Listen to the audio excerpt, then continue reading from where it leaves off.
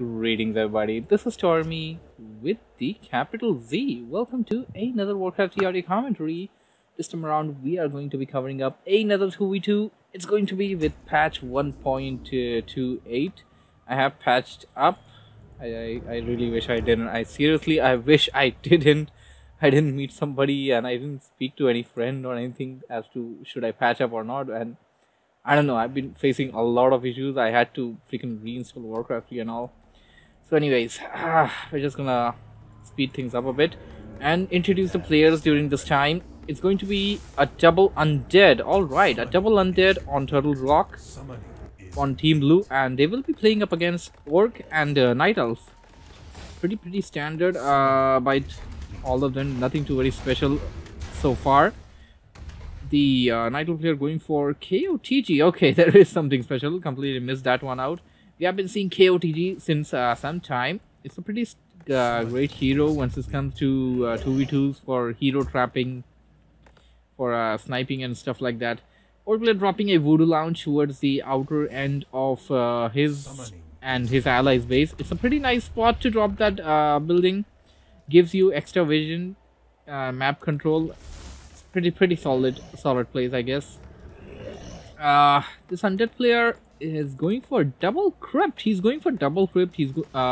pumping out ghouls, and okay, the other undead player, I mean, he is also having double crypt. Completely something that we missed out. Okay, Team Red is done with their creaming, it seems like. Team Red heading in, going after the ghouls. Okay, DK is ready for the blue, rather teal undead player. He's going to be using the DK to coil those ghouls up, and here comes the entangling root. We don't see any hero on the side of the blue undead. He's sending in the ghouls though. It's a little longer way, as you can see, going up there and coming back. And no, the ghouls are not coming in. The ghouls are going towards the... Okay, they went for the tavern and he bought a alchemist. Alright, that's a pretty interesting choice. And Teal is actually rather holding his own here. I mean, he hasn't died yet. He was up against a double hero attack. He was up against a assault, but he managed to hold this one. None of the players have a graveyard yet. Okay, undead player, blue undead player heading in towards the red orc's base with, I mean, I don't know, this is like 10 ghouls. He's going to go for an all-skill assault, and these ghouls are going to do some great amount of damage.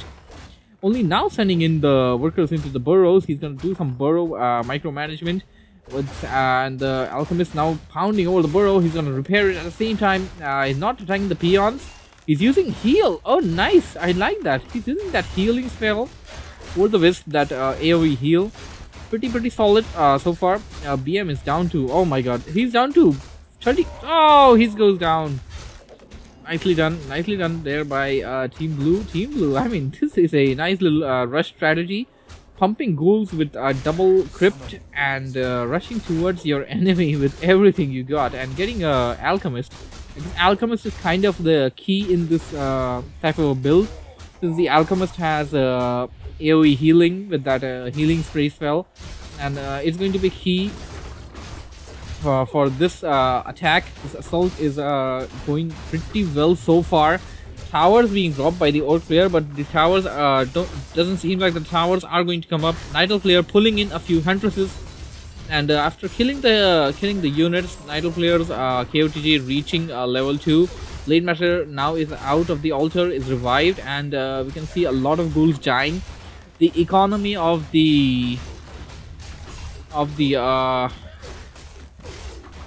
orc player is affected really badly. He has lost nearly all of his workers, and only now the Night Elf player able to force the alchemist to TP back to the base. Teal is going to try and hit on the burrow while he was TPing, but no, that's not going to happen. One burrow is going to remain, and they are still pumping out ghouls. All of that ready for the blue undead. He's also dropped a graveyard. Over now, now the teal undead also dropping a graveyard. Alright, still pumping ghouls. Seems like they're going to go for a second ghoul assault. That ghoul assault Did not manage to seal the deal, but it has definitely dealt some great amount of damage. Team Red is set back. The Orc player is set back by a mile at least. I mean, he. Okay, they actually did take out that Voodoo Lounge that was towards the outer end of the base as well. Did not see that one. They're creeping out this Goblin camp, the Goblin Merchant. This is a very, very necessary camp, as I like to point out in each and every game, because it drops your Watcher Ward. And since you got this one, you should go for the other side as well. If you're going for an orange creep, if you're not going for any kind of harassment, if you're not going for well, basically an expansion, anything like that too very special, you should definitely go for the other one immediately right after you get this. It gives you so much map control. So Alchemist is done creeping at this orange camp with the ghouls, and well, it did pretty well so far. He's going to go back to the base. He's nearly at level 3. Blade Master coming in. Blade Master went for a attack, seems like. DK is going to pound over it a bit and gonna make it run away. He may just coil it a bit as well before it leaves, and no, maybe not. DK doesn't actually have enough mana to cast any kind of coil, and Blade Master will get the upper hand in this battle, mainly because DK doesn't have any mana for the coil. And let's just go over the items a bit. Over this side, Alchemist has a slipper of agility and gloves of haste. Well, not the best, but better than nothing. The KOTG has a potion of greater mana, and he still has his TP left. And this is what I was talking about. Now, because you did not go for it, your enemy got it. Your enemy going to get this very, very necessary map control. So it's even on both sides, as one of them has this side and one of them has this side. And a nice ghoul management. He's pulling them out right on time before they freaking get squashed by the big gargantuan sea turtle. That big gargantuan sea turtle. It's so hard to creep out. You can't ask me, I'm a human player. So yeah, coming to the Orc player has a pretty solid set of items. It's 2 Slipper of Agility, 1 Circlet of Nobility, Ring of Regeneration, Boost of Speed, and Gloves of Haste. I mean, this is probably everything that the Orc player could ask for. Hexing away the Lich, and oh my, Lich may go down. The DK doesn't have enough mana to coil it. The Lich is going to go down. And the Orc player is gonna run back to fight another day and go back and tell the tale, perhaps. So KOTG, okay, KOTG picked up a nice. Actually, he filled his whole slot. He got a potion of invulnerability, Clarity Potion, Scroll of Healing, Scroll of Protection. Pretty solid set of items there. And if you have to see the Shadowhunter, he also has a pretty solid set of consumable items. Or Team Red, that is pretty jacked with items. They're doing pretty well so far. On Team Blue, I wouldn't say the same thing. Okay, only now this guy has picked up a orb of corruption. Still, you could definitely do with some better items. And speaking of items, oh my, Orc player just got a trump card. He got a Cloak of Flame, and that's a dangerous item. That's a pretty dangerous item, especially if you're going to attack with ghouls. I mean, ghouls are going to be killed off quite easily. All melee units near the range of that, basically all units near the range of the Blade Master are going to get damaged by the flame. He went after the Acolytes, and he's going to pay for it. Shadowhunter is being attacked. Shadowhunter, there was a Coil Nova over there, or maybe not. And oh my, Oracle going right after that again. This time he had enough mana for the Coil, but he doesn't have enough for one more. And Oracle playing pretty tactfully. We're having a little melee over here as well. He's the Alchemist, my god, I can't remember the name. Alchemist going into Chemical Rage. Going to attack the units a bit, and you can see a few healings going off. We just how the Night Player uses healing scroll. Here comes the TL Undead. TL Undead is going to join the fray, and so is the Orc player. Orc player coming in for the attack, and he's going to try and take out the heroes as soon as possible, taking them out of commission. And oh my, the entangled root and blade master combination working out very solid so far.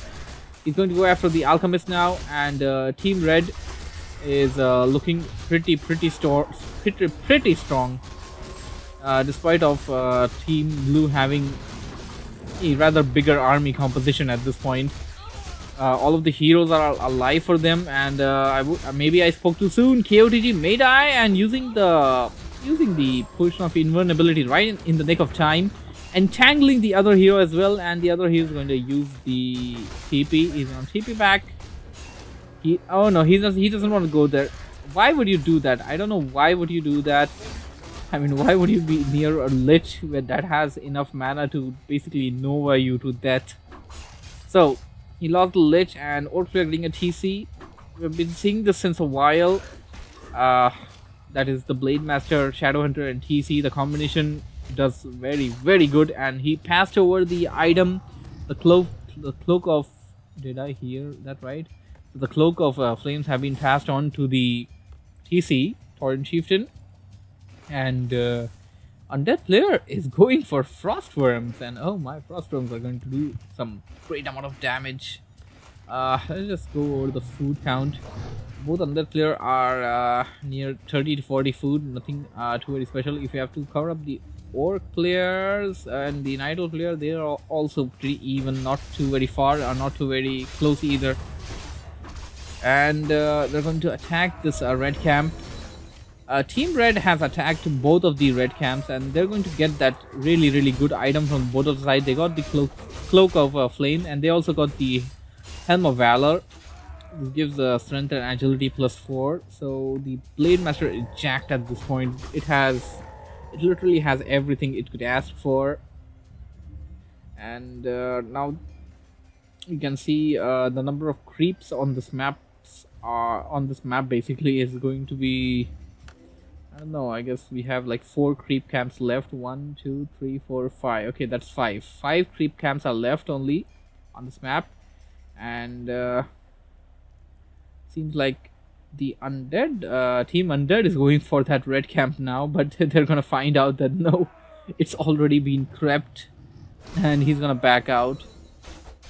He's gonna back out, and he knows that the Orc player, or rather Team Red, is nearby. And he's still spawning more and more Frostworms. I'm not sure whether Team Red has any kind of intel on this. I don't know what's Teal doing over here. Teal is sticking to 33 food. He's not producing any units basically. And they're gonna creep out this camp as well, and that camp as well. So the only camp that remains is this orange camp and this one, the one between the red team's main base. Okay, seems like they are going for an all-scale assault. Okay, only now he's going to produce a few obsidian statues. Later on he may transform them into destroyers. He's going for an attack. He's going to attack the buildings with the Frostworms. Frostworms are going to deal some massive amount of damage, and he doesn't have the spell upgrade for them.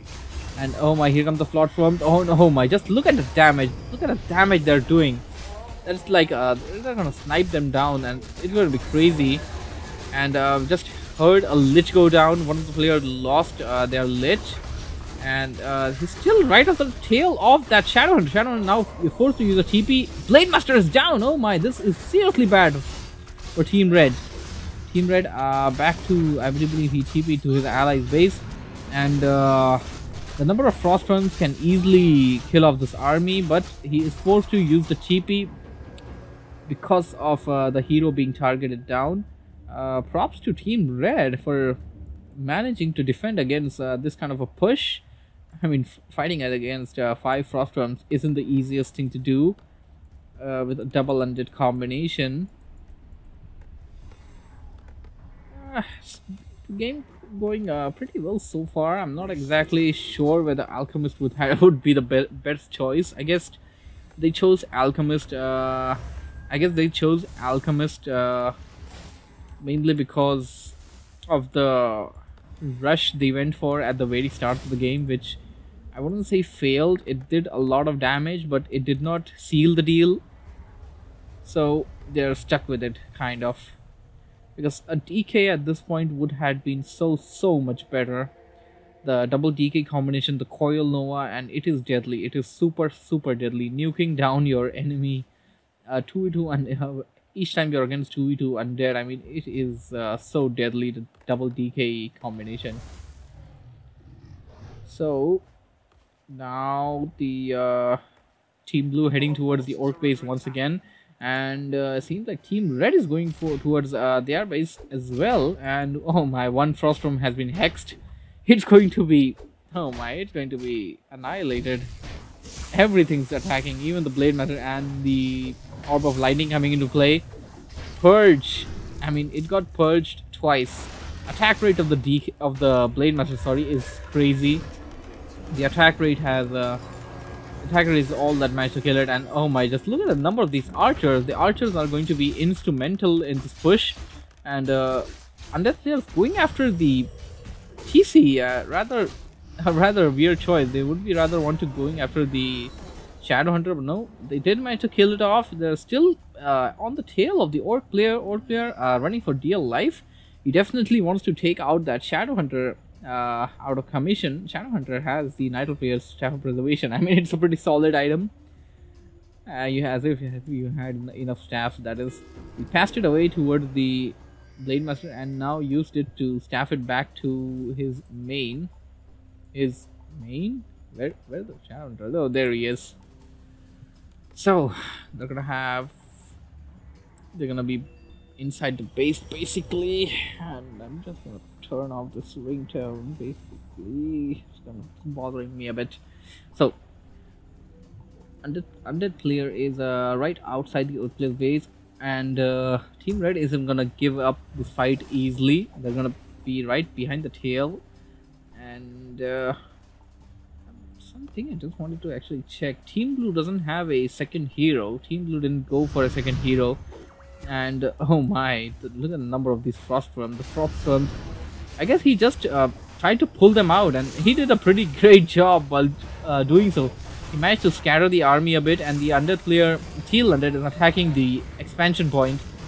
And oh my, the Blade Master is gonna go down. Blade Master, the heroes are taking so much damage, and the Alchemist is also playing a great role here. Both of them using items respectively to save themselves, the Potion of Invulnerability. But once it wears out, I mean, they're not gonna survive. There it goes, using Potion of Healing Wave. And no more mana for anymore. I mean, just look at the relentlessness of the heroes. I mean, they don't want to die. They just went in there, and they actually had one last resort to survive. They could have used the Moonwells to heal themselves, but I'm not sure whether it was on auto or not. But yeah, that was a possibility to save the Shadowhunter. Undead player was forced to TP back, and the other Undead player coming for an assault over the expansion once again. It is at the 20-minute mark, near the 20-minute mark of the game, that is, and we're about to basically run out of your main gold mine. It's nearly 2,000 gold. It's gonna run down sooner than later, and all of the players would definitely be wanting to secure an expansion. The points have been crept out. The only thing that is left to do is get in there and actually haunt the gold mine for the Undead player. Idle player has a nice little expansion set up already, and he can migrate his other main building towards the other side once that gold mine runs out basically. So we're having a kind of a stalemate. Team Red definitely has the superior army, and my god, what's the number of the archers that he has? He has 76 food worth army, and most of it is just archers, POTM and a KOTG, and they're also giving them Thorns Aura and Through Shot Aura. So yeah, that's adding some necessary damage over there, and Frostworms are being let loose over the Orc player's base. Team Red is very near the Undead player, and at this point I don't think they want TP back. They want to go for the assault. They want to do it. They want to do it this time. I don't think they want to go back. I don't know who's gonna take this game. I mean, I haven't seen these many archers in any game, and archers themselves actually blocking. We might want to go in a bit so that all of the archers can attack, but I guess he's playing a bit safe. And Undead player retreating back. He's going for the expansion point. The main gold mine is going to deplete out. Yeah, that's what I was talking about. It's going to deplete out sooner than later, and that's why he's going for the expansion. He wants to destroy it, and he has. Oh my! So the expansion point is down. Undead player probably have both of the basically Undead player probably have enough gold to haunt a gold mine and then cultivate the gold from it. But I'm not sure whether they're going to be able to do it or not. I mean, this massive of an Night Elf army, you can just see the number of the arrows on the screen. The Night Elf player's army is ripping apart the Undead player's base, and the Undead player is really helpless at this point. He can't do much to save his main. And oh my, this is bad. No, he doesn't want to move it. Oh my goodness. The Tree of Eternity has been taken out there by the Frostworms attacking the main of the Night Elf player, and I guess this is going to be turning out to be a base trade. And oh, this is what I was talking about. The only thing that is left to do is a haunt, and he haunted it actually. We didn't cash this one up. There's been too much action on the field so far. Teal Undead player's base is destroyed completely. The last building is taken down. He probably has a few acolytes somewhere, somehow, somewhere, or what the hell? He's building a watchtower right inside his enemy's base. I don't know how that's gonna work, but he's doing it. He's gonna come in there, and okay, a few wisps are planted very near. I guess he wanted to go for a sort of a tower push and not allow the Undead player to form any kind of defensive structures in there, but the Undead player having the vision of those has prevented him from doing so. Orc player trying to set up a great hall over the other side of this map at that point. Summoning is complete. Let me breathe a bit. I mean, this game has been pretty solid so far. I'm not sure who's going to take the game away. Undead player, they are on one base at this point. On one player's base rather. They probably have an acolyte or something somewhere. I'm not exactly able to find it. Yeah, that's where they are. They are at the Team Blue's main. They're probably gonna run in somewhere, and oh my, this is brilliant. Team Red are playing very superiorly so far. They have set up a building, whether it be a tower, be anything, at all of the gold mines, and the blade master just went down to the devastating frost breaths of those frostworms. And I mean, I don't know these many number of archers. If the frostworms would win, or they would, I don't know who's gonna win, but TC also went down. Frostworms have AoE damage. They can definitely, I don't know if they can win or not, but they can definitely do damage. KOTG at level 5. That entangling root is going to come in to play very helpful, and the Shadow Hunter almost went down, popping up the push and invulnerability right in the nick of time. And oh my, the archers managed to kill one frostworm. They're gonna manage to kill, they nearly managed to kill another. If only the TP had 1 more second left, that other frostworm would have died. And as I said before, Team Blue is on one player only at this point. The other Undead player only has his units and stuff left. He can definitely get himself working, but this other thing which I was about to point out is that Team Red has set up a building on all of the gold mines, whether it be a great hall, be a tower, be just a AOW, and that is going to disallow them from doing any kind of expansions. That's pretty solid. Froststorm going after the KOTG. KOTG is going to go down, and archers attacking the Frostworm. Frostworm, oh my, is the Frostworm gonna go down? I don't know. Frostworm may just be killed there by the archers, and at this point, you don't want to lose the Frostworm. You definitely have a gold supply, you definitely have the gold incoming, but no, you don't want to lose these undead dragons. This is all that is what is keeping you in this game so far. You don't want to lose them. And oh my, level 8 on the Alchemist. This is super terrifying. I'm not sure how good an level 8 Alchemist could perform, but it's been a while since we have seen level 8 on any hero, basically in any game so far. A Frostworm was heading in towards him as well, and he's now spreading out his Frostworms a bit. He's sending in towards the Orc player's expansion point. Well, I would say one of the expansion point, and an altar build in the middle of the map, and now reviving the hero. I'm not sure why would you want to do. I mean, I would build something else, but I wouldn't build the altar right in the middle of the map. And I don't know, I guess he's gonna pay for it. Undead player, if the Undead player goes after this, he is going, and I don't know if the BM is gonna come out. I don't know. The attack rate is pretty slow, but the BM's reviving rate, oh my, is he gonna come out or not? He's gonna come out, he's gonna come out, he's gonna come out right in the nick of time, and oh my, that was super.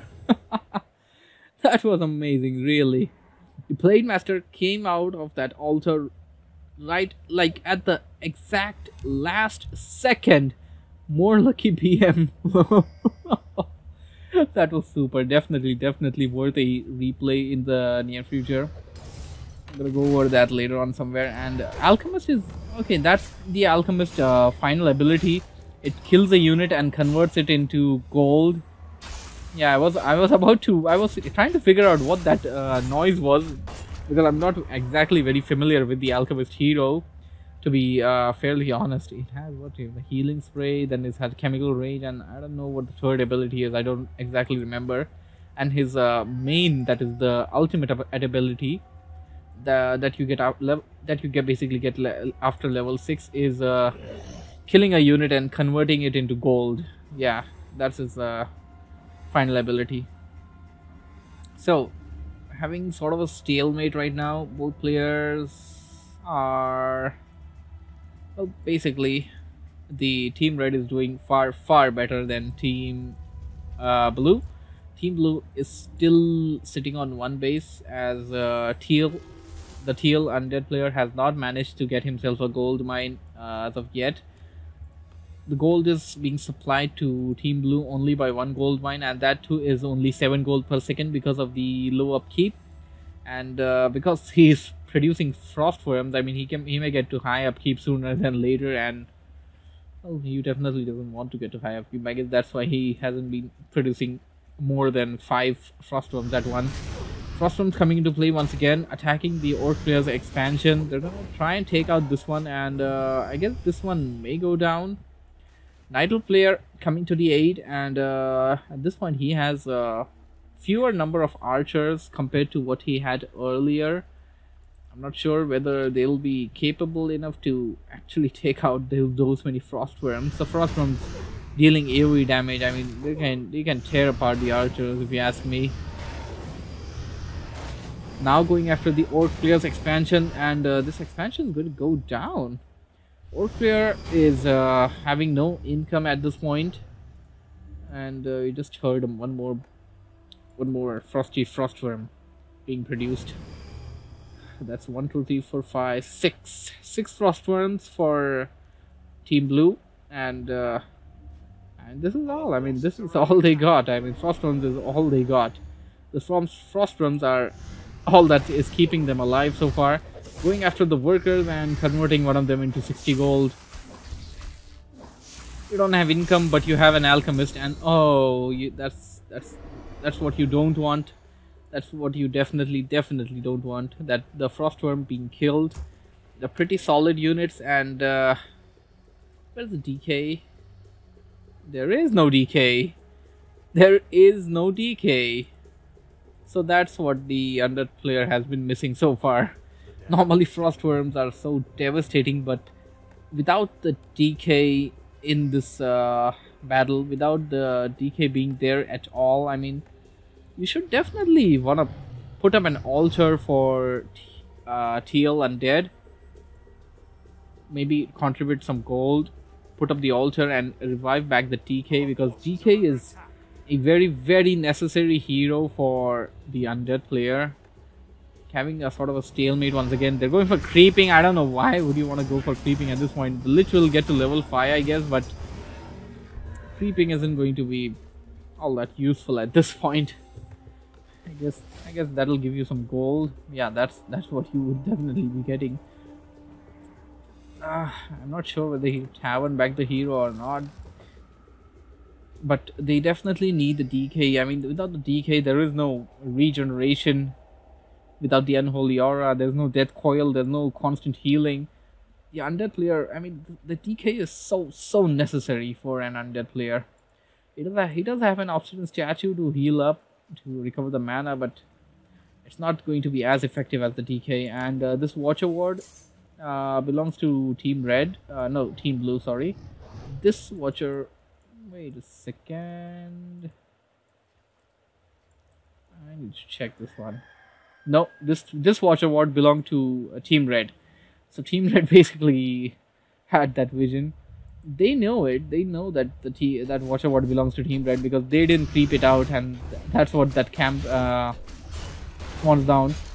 We have now 7 Frostworms, and my god, 7 Frostworms, and I'm not sure who's going to take this game still. If I had to say something, I would say that the Orc player or the Nidal player are neither producing any anti-air units except for the Archer. That is, Archers can do, I mean, Archers are doing well, they can too, and they are doing pretty well. And oh my, nice, killing that Archer and converting into 104 gold. That was pretty solid. I guess that's the strategy for the Undead now. Just take out those units one by one. And is the Nidal player even mining? No. Okay, that's one thing we missed out. The Undead player actually, while he was on the hunt for the gold mines, he actually killed off both of the expansion main and the expansion of the Nidal player, that is. And a Nidal player is not mining at this point. TC is going to go down and Tranquility being used, but it's going to be... No, that's just not going to work. That's just not going to work. The Frostworms have completely annihilated it, and a level 9 Alchemist, my goodness, I don't know what to expect now.